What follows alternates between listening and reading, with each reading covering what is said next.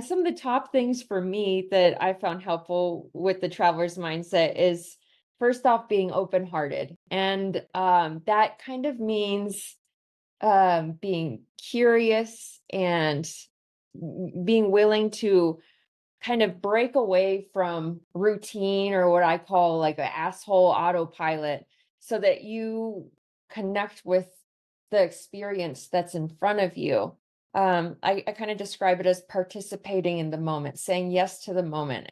You just accept it as it is and be like, this is the moment that is being presented for me, and choose to show up as authentically as possible with an attitude of adventure. Welcome to the Confident Mompreneur podcast, where you can find solid advice along with warm guidance on motherhood, business, relationships, health, wellness, and everything you need to help add to your confidence and zest for life. And with interesting guests from all around the world, you'll hear real and relatable stories with impact and nuggets of wisdom to help you or the mompreneur meet the challenges of life with clarity and success. Now let's welcome your mompreneur host, Kyrie.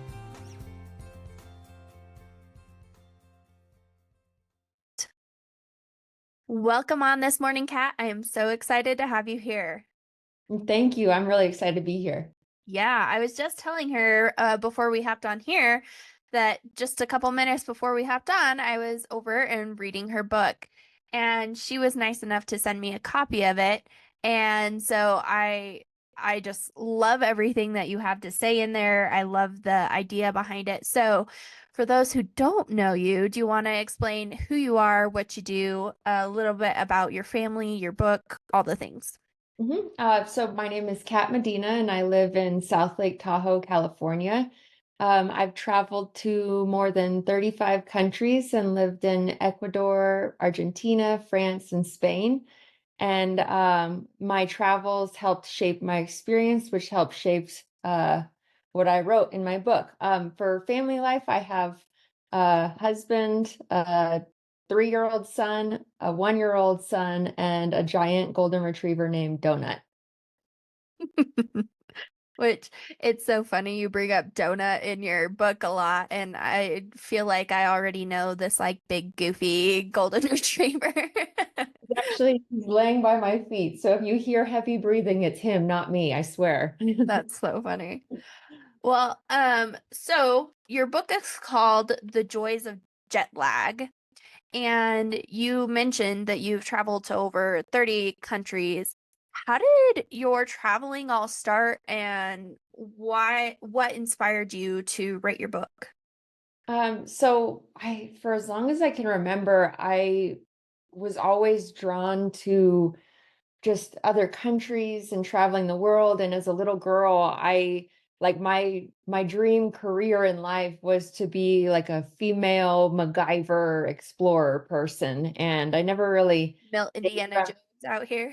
Yeah, yeah, exactly. And I I went on my first solo trip when I was 17 as a part of a study abroad program to France, and I didn't know a word of French before I left. So it was like massive culture shock. And I lived with a host family and went to a French high school.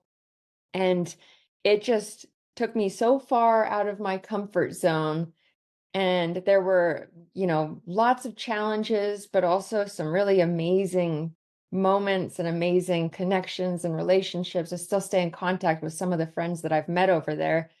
And after I got back, I was just hooked. I was chasing that feeling of going to a place that I don't know a soul, don't know a lot about, and kind of creating this new life. And so it kickstarted several travels. Many were done solo, several also with my friends or with my husband and kids. And I noticed that for most of my life, I've basically been two different people. When I traveled, I was effortlessly my best self. Joy was super easy. I felt like I was living my purpose and doing exactly what I was meant to be doing. But then when I returned home, it all felt elusive and joy felt forced. And I'd question if I was doing the right thing. And I try to control the uncontrollable or get frustrated when things didn't go as planned. Like if a work fire popped up, instead of just, adapting and laughing it off and going with the flow, I'd let it kind of totally mess up my day. I stopped appreciating simple things like clean drinking water or a hot shower, even though I knew firsthand just how rare those things were in so many parts of the world and so many places that I'd been. So I kind of just focused on my next trip when I could feel fully alive again. And one day I realized that as much as I prioritized traveling and as often as I went, I still spent most of my time at home. And it felt like such a waste to spend my days wishing I was somewhere else instead of enjoying where I was. So a couple of years ago, just before COVID, I made it my mission to bridge the gap between who I was when I traveled and who I was at home. And I realized that it all came down to mindset, a traveler's mindset. So I kind of took a deep dive into what those attributes were, because I knew that I already knew how to be the best version of me that I wanted to. I knew how to feel that joy and awe and adventure, because when I was abroad, it was effortless. Mhm. So I looked like, okay, what am I doing differently? I already know how to do it. How can I bring that back home? And I started to take those different characteristics and apply them in daily life. And it made it so that when I embodied a traveler's mindset, I was able to feel the joy that I craved no matter where I was. And so I decided to write about it in hopes of providing people with simple but impactful strategies that they could use in their life to experience more joy and adventure on the day to day instead of just when they're on vacation, especially for Americans who have such limited amount of vacation time. Mhm. I wanted to help bridge that gap for other people and also use it as a reminder for myself. And it was a great reminder because after I wrote the initial draft, COVID happened. And so it definitely put it to practice. Yeah, right. No kidding. When you couldn't travel anywhere at that point. Yeah.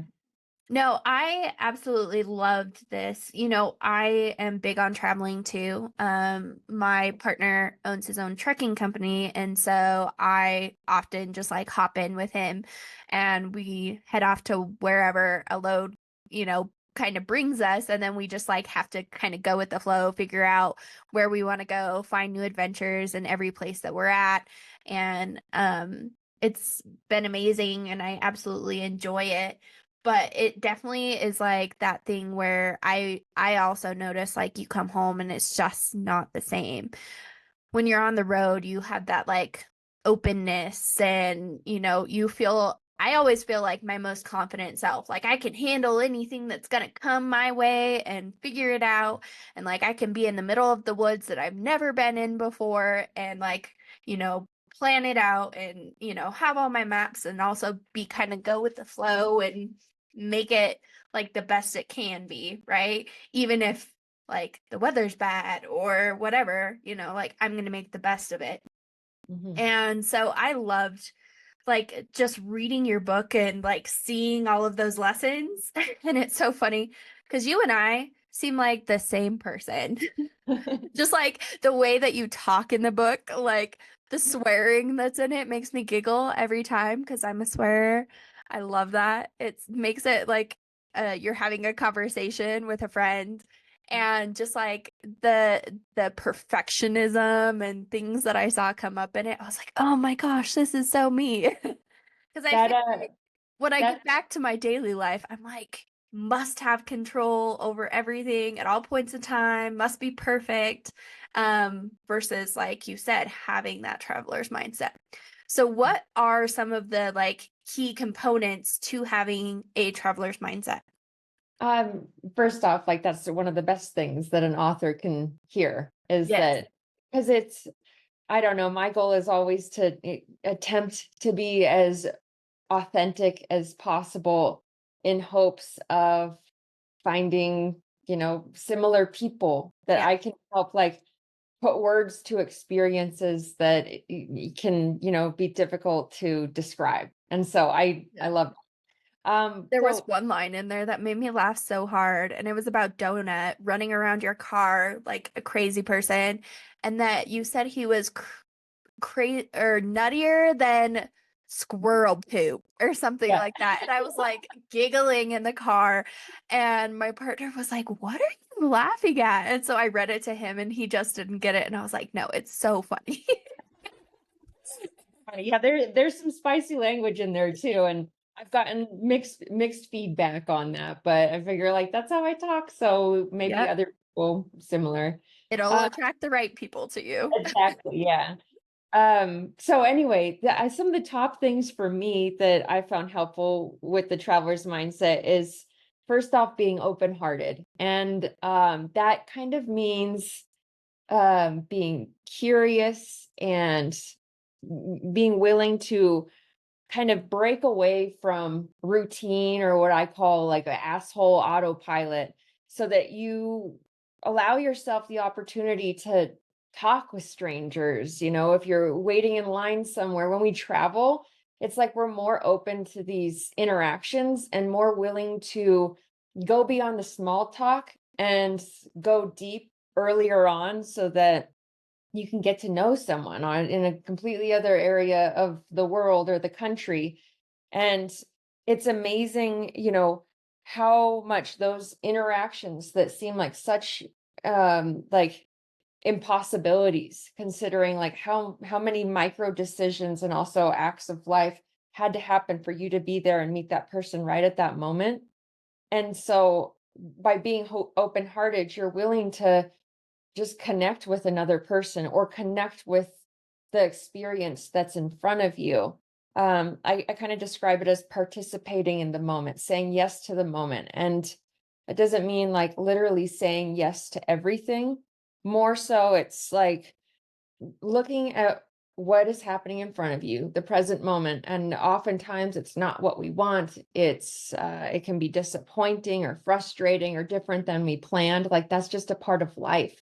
The Mhm. sooner we accept that instead of trying to resist it and change it or get mad about it or frustrated or annoyed, you just accept it as it is and be like, this is the moment that is being presented for me.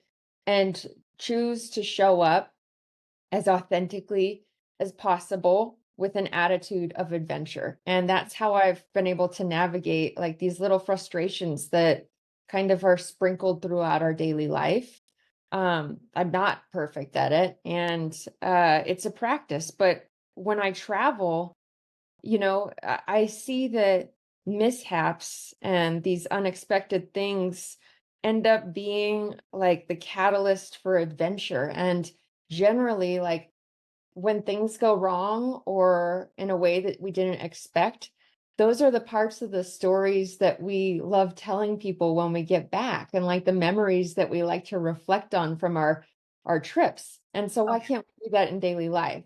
So being open-hearted, participating in the moment, talking with strangers, not the creepy ones, of course, but that is one of the best things that you can do to make an immediate change. Another, which is a big challenge in our culture and also this time of life, is to try to see the world around you with fresh eyes. And when we travel, everything feels new. And so we're able to do this effortlessly, like look around and we're very observant and we notice the differences.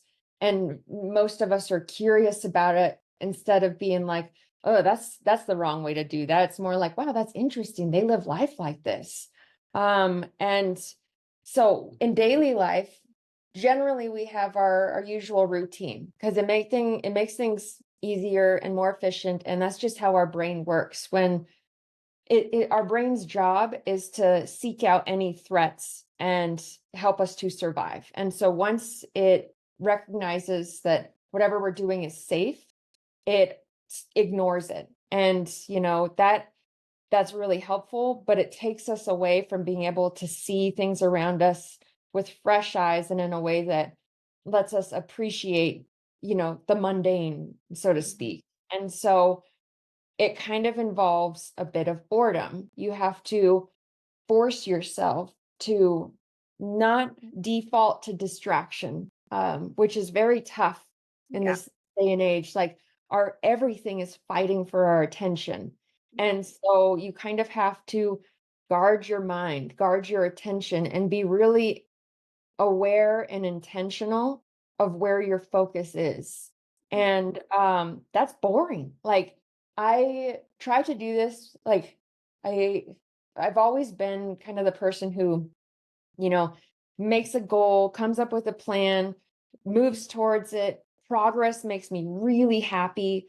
Um, but in productivity, I feel good and accomplished. Mm-hmm. But I think that sometimes it's really important to let go of all of that and just be. So, for example, I used to try to take full advantage of the time that I spent walking donut. I'd listen to an audiobook or a podcast, I'd learn something or gain a new insight. That is all wonderful, but in moderation. And so I started to just not bring, my phone on walks. And the first couple walks, it like my pace really picked up because I'm like, this is boring. I got to get back and do stuff.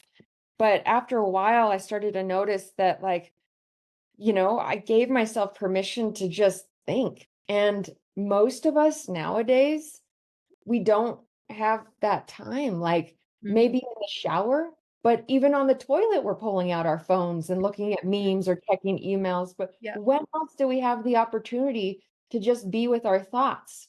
It's not often. Like we fill it with music, we fill it with podcasts, we fill it with work, parenting, everything. But when you create space to just sit in the discomfort of boredom and like not being productive, not doing quote unquote anything, that's when you get some really amazing, insightful ideas. Boredom is the gateway to creativity, curiosity, and wonder. And if you want to see the world with fresh eyes, you need to be present enough to actually notice it and tap into that wonder. And then you start to see things like, again, this is one of the great things about being a mom is you can see the world through your kids' eyes and see, you know, at first glance, a stick that's just a stick. But when your 3-year-old sees it, they're fascinated.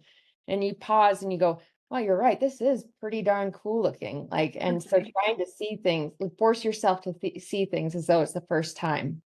Oh, I love that. I think everything you said right there is just so important and impactful. I think, like you said, especially with, social media and just like the hustle culture that we're surrounded by, it feels really hard to like kind of let go of that control and move out of that like asshole autopilot, like you were saying, which I Yeah. love that term. I think it's so good.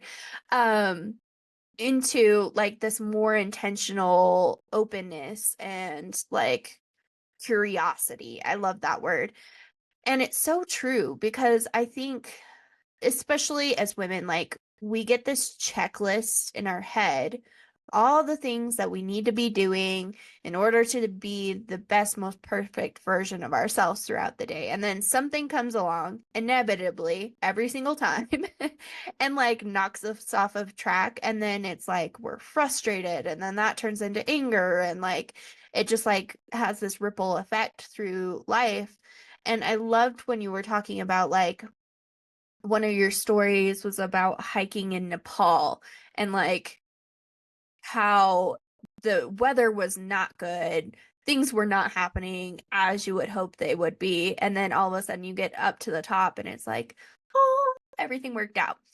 And I think that's how it usually goes if we lean into like the opportunities that are presented to us.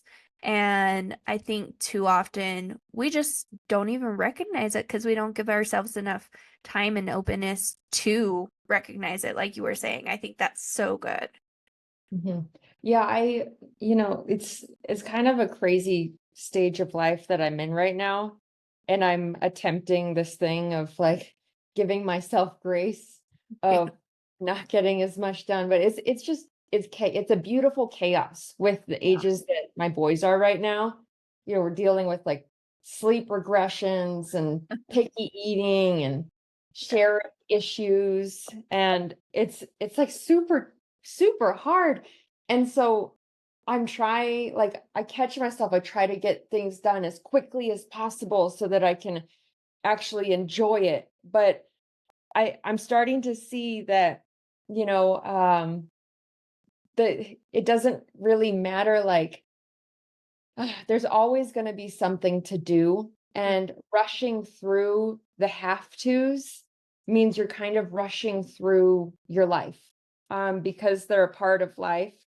Um, they just, you got to accept it and try to just be. And so that's an ongoing challenge for me, because in Nepal, it's easy to appreciate the sunrise and everything, but what about when you're like, ass deep in laundry and trying to cook and the boys are yelling and all this stuff? How can you manage that without rushing through it and just enjoy it? And like I realized that when I travel, even like the ordinary stuff, I appreciate it. It still feels like exciting. And so bringing that back home in those hard moments of daily life, not trying to rush past them, but instead be fully present in it. Because when you think about it, like, I think we saw this with COVID, the ordinary aspects of life y- really are the things that we miss the most when they're taken from us. Hmm. Or like, let's say you lose someone, you'd miss those moments when, like, the toddlers are freaking out on each other. Right. If one, with enough passage of time, you start to miss those moments, really. So to try to be present in them when they're actually happening. Oh, that is so good. And I think, like you said, it is so hard to find that ability to be present, but like being intentional in creating those moments and creating that space and not rushing through life. And I I do think back and I've achieved so many of these big goals and things that I've had on my checklist for such a long time.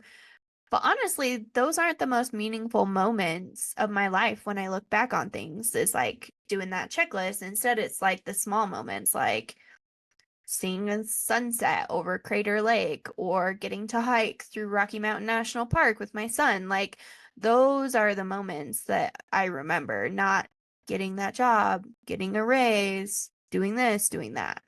Mhm. Yeah, exactly. I think so. One of the things that helps with this is like in between those amazing experiences, and it's similar for me. Most of the ones that I cherish involve epic nature, Mhm. But what about when you have like your job Monday through Friday and your family life, and in between those amazing adventures outdoors? How can we tap into that? Something I've been trying to focus on, instead of looking forward to those as much. Like, and then I feel like sometimes if you look forward to things too much, it speeds up the in between. Mhm. And maybe I'm a glutton for punishment, but I just I want to feel it all. I don't want to miss it. I feel like that song from Armageddon with Aerosmith, like I don't want to miss a thing, but some things I do want to miss, like the blowout in the middle of an 11-hour flight and not having a change of clothes. Yes, I want to miss that. But in general, I want to remember, I want to be present for it all. And so how do you do that? And what I've found is trying to seek out simple joys, is what I've kind of called it in my mind and in my life. And creating opportunities, planning new adventures, yes, doing the hike to new places, that is all crucial to punctuating moments in your life that you can look back on with appreciation. But in between those big ones, to acknowledge simple joys, and that can be one of the great things about that is that those don't cost money. Hmm. They take up hardly any time. All it costs you is your attention and focus, and what better place to put it than you sitting down. For me, one of my greatest simple joys is in the morning pouring myself a cup of coffee, sitting down at the table and looking out my window Mm. and being present for it. And that can take 1 minute before chaos ensues as I try to get everyone ready. And but that one simple joy, being fully there for it for 1 minute, Hmm. it sets the tone for my day, and it kind of creates this snowball effect of you taking a pause and acknowledging little things like just even the laughter or smile of someone you love, or smiling to a stranger and seeing like, wow, smiling is more contagious than herpes. Like, look at this, it spread to that person's face. Well, Yeah. now they might spread that kindness to someone else. And focusing on those little free, almost timeless moments of joy that kind of surround the big stuff in our life. Hmm. One of the like lessons that you put at the end of one of your chapters was like having some sort of a gratefulness practice where you just sit down and you think about some of the things that you're grateful for in that moment. And I really love that. And that's something that I've done for a really long time. And it's just like noticing those small moments in time, like a nice cup of hot coffee in the morning out on my porch watching the sun rise. Like that is a beautiful, simple moment that you can find that gratefulness for. Um, and I love how you talk about like the openness to talk to like other people and things, because I think sometimes we get so wrapped up in our own little world that we forget that other people have their own crap going on too, and you never know what like that kind word or a smile could do for somebody. I think, this is something that maybe changes as the years go by, but growing up, I always had this goal of making a massive positive impact on the world. Like I wanted that to be kind of part of my legacy. And I thought for so long that had to be done by doing something really extravagant and huge and unique, like, oh, making the number one New York Times bestseller, things like that, like just huge impacts. But what I started to notice is, for me, probably the most effective way to make that massive positive impact is through small acts of kindness. Well, for reasons like you said, we don't know what someone's going through, and just taking a couple extra seconds or minutes to acknowledge someone, um, it can make all the difference. And so now that's kind of my goal of how I hope to make an impact, is just through, spreading random kindness as often as I can. And that's part of being open-hearted too, to listen to your gut or your heart when it says, maybe I should reach out to so and so and just say I'm thinking of them. Mhm. In the past, I used to be like, I'd overthink it with my mind and I'd be like, no, they're going to think I'm like weird, or, I don't want them to come across like obsessive or something. And it's like, really? Like being kind is never obsessive. So let's just send it. And so many times when I've kind of chose to override that initial doubt coming from my mind, try to talk me out of what my heart's telling me to do, calling me to do, the person ends up replying like, I needed this so much today. And so I feel like innately we know when we need to be open-hearted, like that intuition kind of kicks in. And the more often we can choose to listen to our heart and kind of silence some of the self-obsessed mind doubt, then the bigger impact we can have, the more lasting impact. Oh, yeah, absolutely. Well, and I think especially things like social media and stuff has given us such a skewed view of what like impact really looks like, you know? And I think about like on my social media, it's like I have 2,000 followers and I'm like, man, that's not very many. I could be doing so much more. I need to reach more people.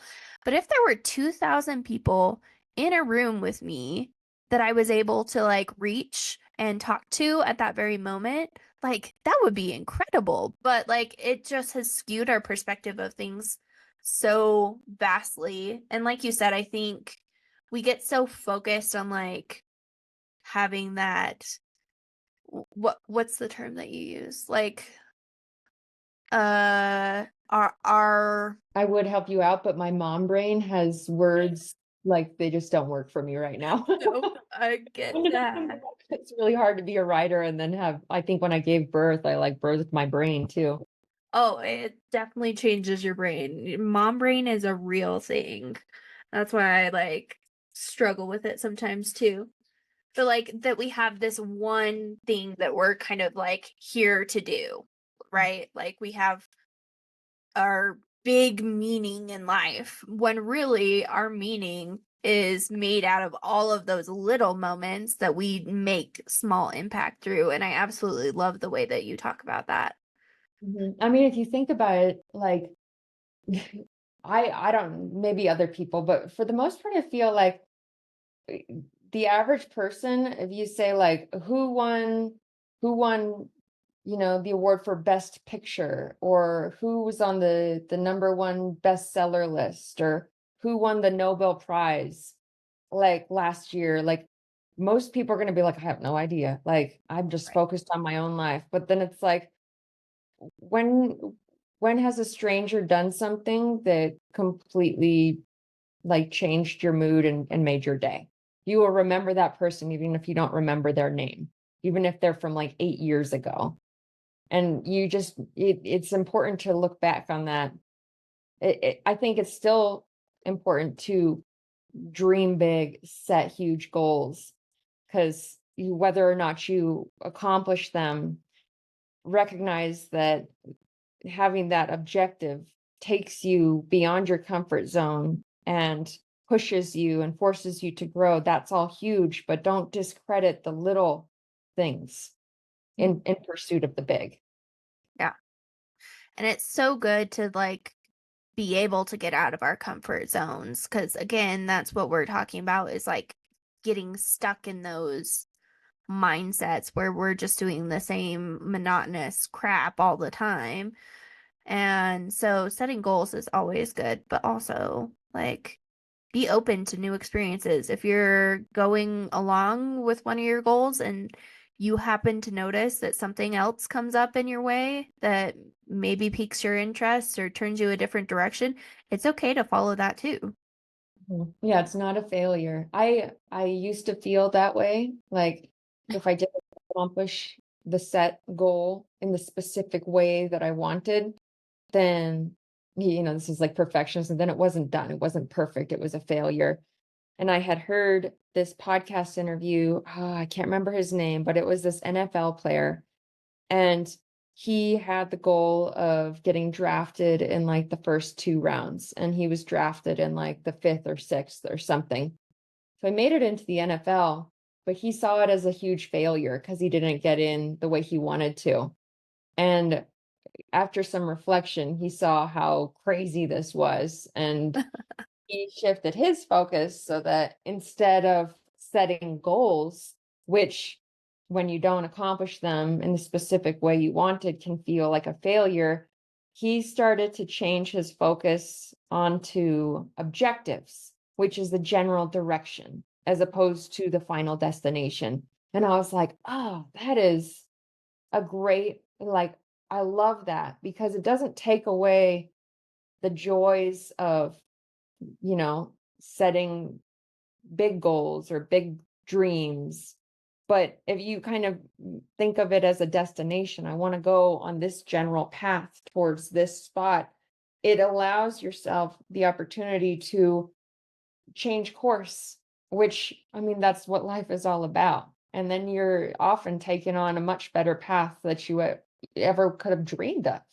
Oh, yeah, Absolutely. I love that perspective. That's such a good shift to make. I like that a lot. So now you have two young boys. How do you balance like motherhood with you and your husband also have your own business, right? Yeah. You have your own business, your mother, and you're traveling and you're like obviously working on all of this stuff. How do you balance everything and still maintain that mindset? Oh, it's a challenge. I'm in the stage of life that is capital S shit show. It's it's hard. It's really, really hard. And um it's just it's this balancing act.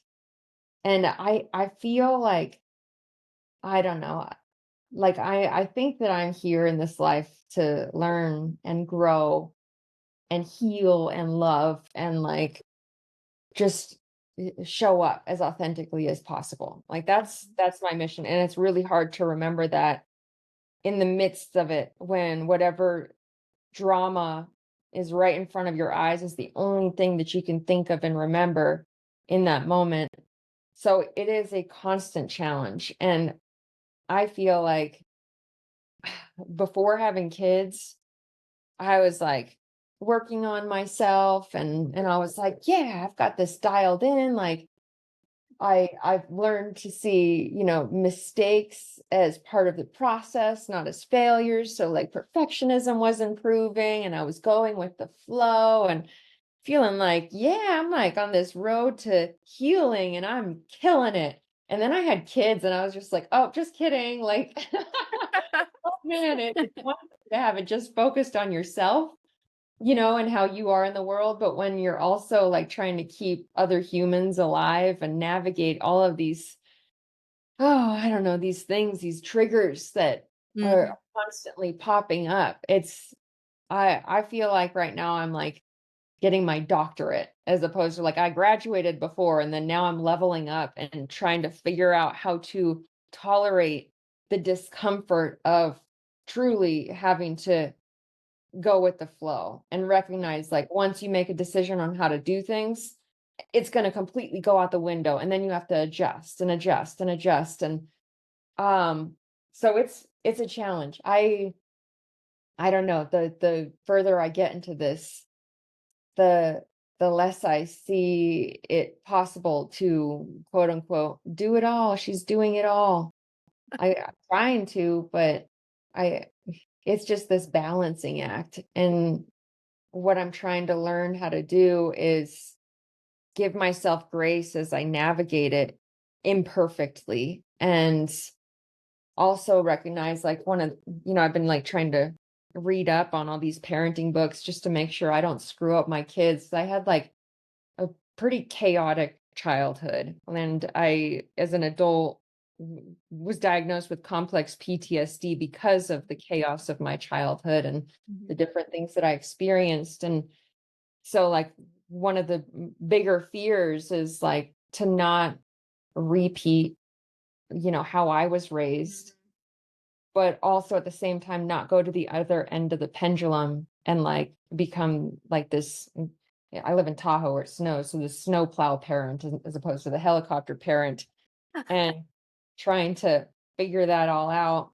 And so when I was reading a book by Becky Kennedy called Good Inside. It's just as much a relationship book as it is a parenting book. It's Mhm. phenomenal. But one of the things that really stuck out to me is this concept of repair. You screw up as a parent, you don't act the way you want, you snap. It's not too late, you repair. So you acknowledge it. You actually talk to them. I never saw that when I was growing up. I didn't. Mhm. So that makes it hard when you're in a relationship with someone else to never see successful repair or just repair at all. How do you do it? So I'm learning that as I go. And she says it's like never too late or too early to do it. And so it makes it feel less like I have less pressure to do it right the first time. And Mhm. I see that perfect parenting is not a good way to parent. Like kids need to see you screw up. And then what? then what do you do after you screw up? Because otherwise, like, I mean, you're, as the parent, you're generally where they look to for how to navigate life. And they're not going to handle it perfectly. So, what better way can I teach them and raise them than by showing them firsthand, like, okay, this is what you do when you mess up. It's not the end of the world. You learn from it, you acknowledge it, you deal with the shame, and you move past it. And so that was a really roundabout way of answering your question. I think I'm just trying to get comfortable with doing the best I can, and when it's not good enough, to own it Mhm. and try my best to lead by example. I think that's the key for parenting, and that Oh, it's not gonna be absolutely. perfect. Yeah, no, absolutely. Well, and I love that you brought that up because that was actually a really good part in your book was when you talked about like breaking free of cycles, right? So whether that's the cycles of like parenting, like usually if a family's divorced, you'll see the next set of like their kids get divorced and then the next set of their kids get divorced, and it's really hard to like break those cycles. You see the same things with like anxiety, right? Or like there's just so many cycles that we get stuck in. And one of the things that I love that you said was like life will continue to bring you the lessons that you need to learn, and it will make it harder for you as you go along and you learn more because you need to like learn more, and it's going to get harder each time you do. And so I think that's such a good like thought is like we're here to continue to learn and continue to grow, and we're gonna have to keep going through lessons. Life's never gonna stop like throwing hard things in our way, and just when we think we got it figured out, something else is gonna come along and test us for the next one. Mhm. Exactly, yeah, and I think, like, the the more frequently we can remind ourselves of that, the easier it is to accept whatever challenges we're facing in whatever stage of life, kind of like with a sense of welcoming as opposed to foreboding, Hmm. and just trying to get past it and recognize that, like, oh, I'm meant to go through this. This is part of me. Like, this is part of life calling for my own spiritual and personal growth. A lot of times that shows up, at least for me, in relationships and, different challenges with relationships. And whenever you're facing some sort of, disagreement or annoyance, to be like, oh, this is life trying to get me to level up. Okay. As opposed to like, this person is just making my life hell. Yeah. Um, and I think that's kind of part of the title of the book, like the joys of jet lag. It's not just getting through, the jet lag, the shit parts, but instead welcoming it all and recognizing that, like, that's just part of it. You can't, it's everything. Most things that are good come also with a cost or a pain point. And it's like, what can you tolerate? Not just what can you tolerate, what can you welcome and accept and see that that's just part of it, instead of resisting it and trying to pretend that it shouldn't be there when it actually should, because it is. Yeah. We miss out on so much of the goodness in those moments just because they're hard. And it's really that shift in mindset from like a victim in our own lives to like taking over and controlling it, from the helm. And we really get that option. But it can be really hard when we're right in the middle of those moments to like consciously make that decision. Absolutely. Yeah. Well, I absolutely loved your book. I think it's so good, and there's so much more in there that we didn't even get to talk about today. We kind of just like hit the tip of the iceberg, but you guys should definitely go check it out. Where do we find you? Where do we find your book? What things do you have going on? Everything.